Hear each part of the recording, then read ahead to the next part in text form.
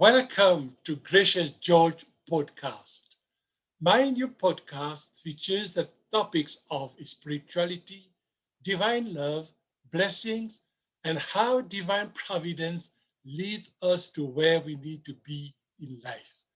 As a Mauritian, being raised on a small island in the Indian Ocean east of Africa called Mauritius, I grew up in cultural diversity. I have African, European, and Indian descent, and I speak Mauritian Creole, French, English, Bhojpuri, and Hindi fluently. Initially, on the path to priesthood, my life took a turn. As I followed my heart, I learned the love that was meant for me by walking with Jesus. My experience toward divine love has been an incredible journey, and I've written a book about how my life evolved when I turned to a greater love in life. It is called The Jesuit Who Changed Paths, and it will be available very soon. You can follow along by finding me on my Facebook page at George's forthcoming book. In this podcast, I'm sharing my experience with you, and I welcome your conversation, your interaction on this subject. Today, I have the pleasure to welcome my friend Kaurina Jeeris as my guest on this podcast. Welcome, Kaurina. Thank you so much, George, for inviting me. It's such an honor to be talking with you. Kaurina, tell us a little about yourself. Okay, so I am a mom of 4 children. My oldest daughter is 20, and my youngest, I have 2 teenage boys, and then I have a 6-year-old daughter. I've been married for 23 years, and I have a long, interesting career in many, many fields. For 12 years before, I used to be a birth doula. So I supported families in pregnancy, birth, and postpartum. And I also then trained in as a life coach, and I have learned many emotional healing techniques that I help people with trauma releasing and trauma healing. And I still do that now, mostly on a voluntary basis for families. And last year, with all the restrictions in the hospital, I chose to stop working in the hospitals as a doula, and I decided to completely change my career. So I actually went through a lot of training and became a financial advisor, which is such a different field. Of course, yes. And I love learning new things, and it's just been so perfect because now I actually focus on financial education and empowerment for families, for average families, people who are busy raising their family and, juggling, trying to, juggling their finances, juggling raising their families, and actually bring financial education and financial solutions to them and sit down with them and look at their financial picture and like get a sense of like how they can um, fulfill their financial goals. So I love what I do. Of course, it's so important because not many people have a financial education, and very often they don't know the simple way of juggling a budget and things like that.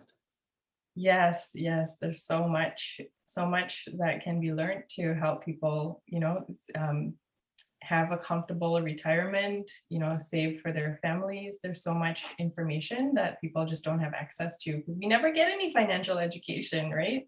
Yes, in school you don't get that. Yeah, totally. Yeah. So, Karina, can you tell us how we met and what has been your impression about me? Yeah, so we met a few years ago. Yeah, I remember I was doing background acting, and that's where I met you. Obviously, background acting is such a fun job, right? Because we get to meet so many interesting people. And I remember meeting you, and it was such a memorable day. We spent the whole day chatting. It was such great conversation. You're such an interesting person, and you're such an open-hearted, loving person. And it just came across like just such a beautiful soul you have. And I remember all the conversations, and you're from Mauritius, and that multicultural depth of background. And I'm also multicultural, and I grew up in Singapore, and the blending of all those different cultures, and it makes, yeah, like it's such a different perspective, right? And I remember you were so beautifully talking about your grandson that you love, and your wife and your family and your background in Mauritius. And yeah, it was such a great day talking to you. And I remember meeting you on set several times after that, and so happy to see you. Oh, thank you. You said that you are from Singapore and you have a multicultural background. Yeah. Can you tell us a little about Sure. this background and where you are now? Yeah, sure. So my dad is Canadian, he's Caucasian, and he moved to Singapore when he was in his 20s. He was a carpenter and a boat builder, and he was very passionate about adventure. So he moved to Southeast Asia. He was in the 70s, and he was very much a hippie, very much into nature. And my mother was, she was born in Singapore, but her father was from Sri Lanka. So he's Sinhalese from Sri Lanka. And so my mother was also very passionate about nature and, like boats and the ocean. And so they got together. My younger years in Singapore, we were living on a old fishing boat that was docked on the river, the edge of the river, Wow. next to the shipyard. And my dad was actually building a ship. Okay. So it was like completely, there was no TV, there was no electricity. Well, there was a generator, but there was no fridge, And we used to collect rainwater in those barrels on the front of the boat as a little child, I remember it was so fun washing clothes by hand and like washing the dishes with the rainwater. It was wow. fun. And there was no kids to play with, so I could only play with the river and the natural stuff and the animals that were there. It was a very different childhood. Yeah, so that was I was born and grew up in Singapore, which is a multicultural country. And when I was 19, I moved to Canada. My husband is actually from Malaysia. So I eventually married him and sponsored him, and we moved to Canada. And then after we had our first child, we moved back to Singapore for 3 years, and then we moved back to Canada again. What was your first impression of Canada when you came as a teenager? So the first time I came to Canada, my mom brought me and my brother. I was 15 years old. We just came for a holiday. And that was the first time I met my dad's side of the family, actually. And I remember like a huge factor was my auntie, my dad's sister. Like Singapore is a very, I would say like strict, culture with kids. Like they're very like rigid and like high expectations, like get straight A's kind of culture. And when I came here and my auntie was, talking to her children, it was such a different experience because she was so positive and so loving. And she was, looking at their artwork and just, typical Canadian things, which seem so normal. Like, that's such a great picture. It's so beautiful. I love your picture. Like, I was like blown away because I never actually heard that in Singapore. Parents and teachers are not that positive with kids. They're really like harsh. They're really harsh on the kids, right? Like, you got to do better kind of thing. Yeah.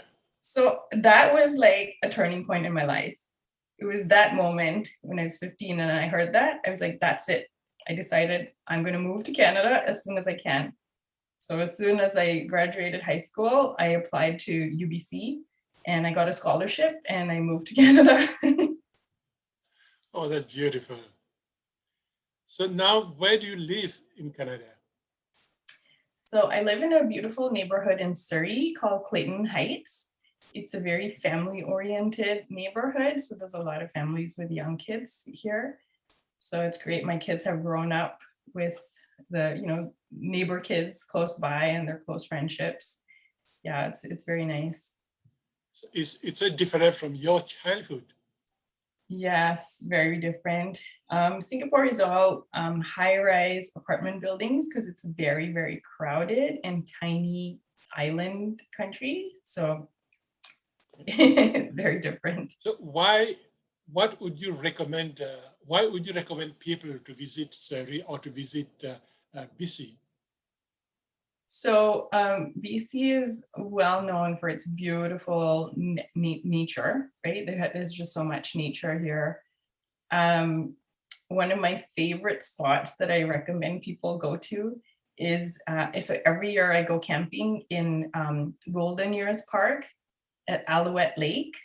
Okay. And Alouette Lake is huge, so there's a lot of different spots you can go to, but my favorite spot is right at the top, North Beach. It's called North Beach. Yes. And you can actually walk down alongside the river. It's like a 15-minute walk, and you see the river rapids, and you see then it goes into the river, and there's like emerald green water, and there's cliffs on the side you can jump in. I mean, it's freezing cold, like glacial water, but it's so revitalizing to jump in and like have that cold water, and then you feel so alive. Just absolutely beautiful. And then it takes a turn around like emerald green water, and then you have this it opens up into the lake, and there's little cliffs the kids can jump in off the sides. It's beautiful, beautiful, beautiful rocks, and just breathtaking trees, mountains. It's just such a magical place. Oh, I feel like going there. Tell us, what are the things that make you happy? That's such a great question. I think I think back through my life, and I think I was always like, I had moments of happiness, but also moments of not being happy and not being clear about like, how do I create happiness. But I feel like I've come to a point in my life where I know what makes me happy. So it's great, because then I can deliberately choose to be happy. So what I noticed for myself is what makes me feel happy and fulfilled in my life is actually making a difference for other people and being a contribution. It just makes everything seem worthwhile. It makes me like excited to wake up in the morning when I know that I'm making a difference somehow. So there's a lot that I do, like both in my job, which I'm making a difference for families, but also I make myself available for families who or moms who are having a hard time, or they're in crisis, or they're struggling. I do have like a website that Facebook group, Mom Support. So like people can actually get support on the Facebook group, or they can call me if they're really in crisis, and I do emotional support counseling for them. So it actually makes me feel really fulfilled in my life. And how do you maintain happiness in your life? So, I think back, right? Like when I have 4 kids, right? I have 4 kids, and my 3 older kids were quite close in age. And me and my husband are both, immigrants here, so we didn't have a lot of family here. And those years were so tough. It was quite a big struggle. And I remember being like super stressed all the time. And then eventually they started to grow up. And I remember looking back at their photos, of them being so young, and these little children, and you see the pictures, and I see like they're full of life, right? Like they're moving, they're like full of mischief, and curiosity and excitement. And I was looking at myself in the photos and looking at how stressed out I was, and like, stop moving, like trying to wrangle them, right? And then I was like, wow, like I wasn't present in the enjoyment of those moments. So I was like, really, like, I was like, had this moment where it's like, oh my gosh, like if I had another child, I would do it differently. I would like be present in enjoying those moments, those sweet moments with my kids, and just like being present and enjoying life, right? And then I ended up having a fourth kid, so I got to fulfill on that. And I mean, of course, kids like always like, they're always, there's always like things where you're like, stop doing that, but now I'm like present. So like every day I look at her and I'm present to the beautiful creation and the honor that I have in being her mom, and being like observing my children, and the joy in just being present with these human beings. It's like happiness is about being completely present and enjoying your life right now. Oh, that's beautiful. Thank you. In your day-to-day life, do you have a place where you go for peace and serenity? In my day-to-day life, I enjoy just sitting in my couch. I have my little couch and I have my cup of coffee, and I have my music playlists. Every time if I'm stressed or if I'm feeling frustrated, I put on my music, and my music always uplifts me. So that's my day-to-day. I have a little time, for my own self. And when, like I said, like when I, on a yearly basis, like every summer, I try to like go camping, because that really gives me joy. Okay. Being in nature. Can you tell us about people, places, or events that have had an impact on your life? Yeah, interesting. I guess like one was my auntie, where I already explained the story of that was a turning point in my life where I decided to move to Canada. Yeah, there's, I guess there's so much. How do I explain? I guess, okay, so when in your introduction, you said like, this serendipitous journey of life, right? Like how your path kind of takes you in certain directions. And I think back to, that's such a great way of looking at it, because I think back to how I became a doula as well, and how it was like a serendipitous, occurrence where I was just drawn, like I was like I had my first child, and I was really interested in learning about birth at that point. And I had a friend from Canada, my best friend from Canada, came to visit me in Singapore. I was in Singapore at that time. And, in Singapore, there wasn't even a culture of like doulas or natural birth or anything. So I had figured like, oh, it's going to be impossible to like do any doula training in Singapore at that point. But yeah, I just had this like overwhelming urge to like go to this particular store, and bring my friend to this particular store. And I didn't even know why. But we went there, and I found, a little pamphlet, and this pamphlet was about like this natural birth doula. And I was like, whoa, that's so cool. There's a doula in Singapore. This is like, 20 years ago. And so I took it home and I called her and I was like, hey, like, are you a doula? Like, I didn't know there were doulas in Singapore. And she says, oh, you know what? I have just started a doula training, and I'm going to be running my first group for a few students. Why don't you come? I was like, oh my goodness, like this is so wild. So it was such a privilege to be the first group trained by this amazing woman. She's actually from New Zealand. Fantastic mentor. She was just such a powerful teacher, so empowering. And then she went on to she was a founder of Childbirth International, which is a international doula training organization. And so I was part of like one of her first groups that she trained, and it was like in her living room, so we got to be like with her all the time. Yeah, things like that. Just so many events. I mean, like, I could go on forever, but I'm sure you have more questions. You, I know that you like traveling. Is there any place that you have been that you like to talk about? Yeah, I've traveled. I traveled all over the world. Europe, Asia, Australia, New Zealand. I actually really love New Zealand.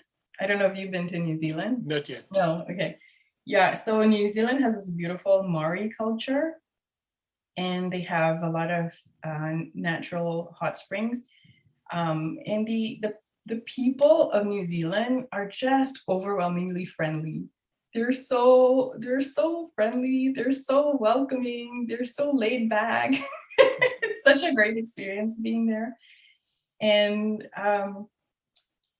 yeah, and then I also have been to India, I think 6 times.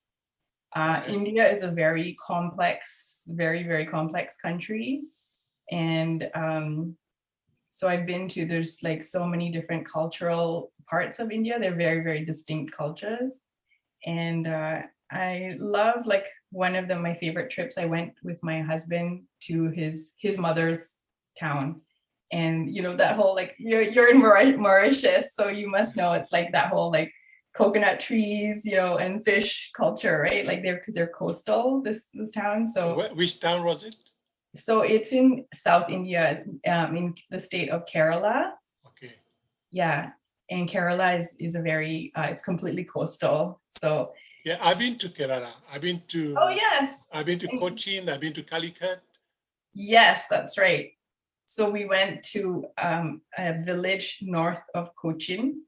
Okay. It's his mother's village, and he went there and discovered he had 23 cousins there. You know, so great. And you know, like, their dining room is outside the house on the patio. That's where their dining room is, and they have all this great food, and it's like fresh coconuts. And then the teenage boy comes and says, "Hey, auntie, do you want a coconut?" And I'm like, "Sure." And he just climbs the coconut tree right there in the yard, gets a coconut, cracks it open. You know, like, it's awesome. Yes, okay. I was in Cochin, and there is a backwater of Kerala where you can go on the boat on the river. And then there was the Chinese nest where they fish the fish and also the prawns, and they cook it there itself for the beach. Yeah. You have a small huts where they do, like restaurants where they cook it. By the time you go for a walk, you come back, it's already cooked, and you can sit. Oh yeah, so awesome. It's a beautiful place. Yeah. So tell us about religion and spirituality. Are these things important in your life or not? Yes, it is actually. So I don't actually have a religion, but spirituality has been super important my whole life since I was a child. So I grew up in a multicultural family, and it was multi-religious. So I actually grew up from the get-go with like multiple religions. And I went to, in Singapore, I went to a Catholic school growing up. And so there were a lot of nuns, and the nuns were just awesome, right? Because they're just so full of love, and they're so full of, you know, joy. So growing up with that and being like surrounded by, even though it was like I don't know, like there was the Catholic influence, and then I was also like learning Malay. So with that, we have, you know, we also learn about Islam. All right. And then my grandfather, who was from Sri Lanka, he was Buddhist. Okay. Yes, and my husband is Hindu.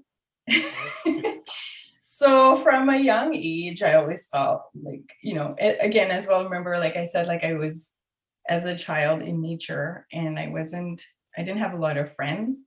So you end up being very introspective and connecting with nature. And it was a very like, I remember like every time I had questions, I would just think those questions as a child, like think about those things, think about like deep philosophical questions as a child, and I would find like they were like I would get the answers. So it was always like a connection to spirituality inside. But as I grew up, I became very, very interested in learning about different religions, and I actually took a lot of courses, even in university, to learn more depth about different religions. And it was always a question in my mind, like how did all these religions come about? How are they all so different? And what is like the similarities between these religions and the teachers of, like the Jesus as a teacher and Muhammad as a teacher and Buddha as a teacher and the philosophies of Hinduism, like how and Judaism, like how does that all come together and make sense, right? Like how do you make sense of all this stuff?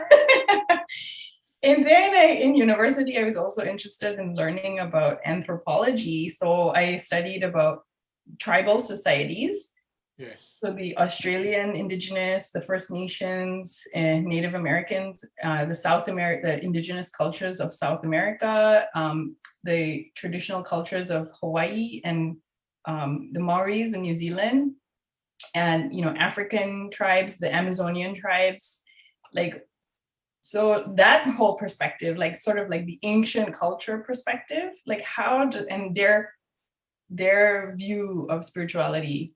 And it was like, I had to sit with this for a long time and like, how do you meld all this together, right? And then like I came to the conclusion personally, like how I make sense of all this is like, all human beings and all facets of human beings and all their expressions of religion and spirituality are like facets of a diamond. And to me, it makes sense. Like each part is like a puzzle piece. And when you put it all together, you get the whole picture, and it's a beautiful picture when it's all together. And so I really value the diversity of different cultures and different religions and different spirituality. And I also look for the essence of what is the basis, like what's the essence of each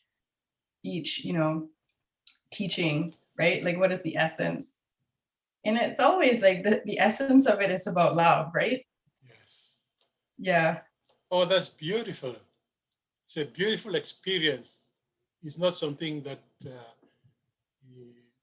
you have acquired in books. Okay, books have come afterwards, but from your own existence, being born in a multicultural family and interacting with multicultural people, then you got this interest in going and study in books about what this is. And then you have traveled, you have seen how these different people live, and then you have come to your own conclusion that what is the essence, what is common in everyone is love, and that diversity is to be uh, nurtured and appreciated. This is beautiful. I look at it as a garden. Like God has created a garden. And in the garden, there are a variety of flowers. And each flower has its own beauty, has its own perfume. And God has wanted it like this. So long that we appreciate the diversity, as you said, is beautiful. It is when one is thought to say that I'm superior to the other, then it creates problems. No, no one is superior because God wanted this diversity and just to be there and, as you say, to enjoy this diversity in the diamond. Also yes, beautiful. so beautiful. Yes, that's exactly it. So on this beautiful note, I'll take leave of you and thank you for accepting to be my guest today. And it has been such an enriching conversation. And so thank you. As I told you at the beginning, I have written my story in a book that will come out very soon. People can follow along on my Facebook page, George's forthcoming book. Thank you. Have a good day, and all the very best in your new career, with your family, and with all the good things that you're doing around. Thank you so much. Thanks for having me on your show. And I can't wait till your book comes out and I can read it. Okay, it will be coming very soon now. I think by the beginning of next month, it should be out. Oh, awesome. Great. Okay, have a good day. You too. Thanks.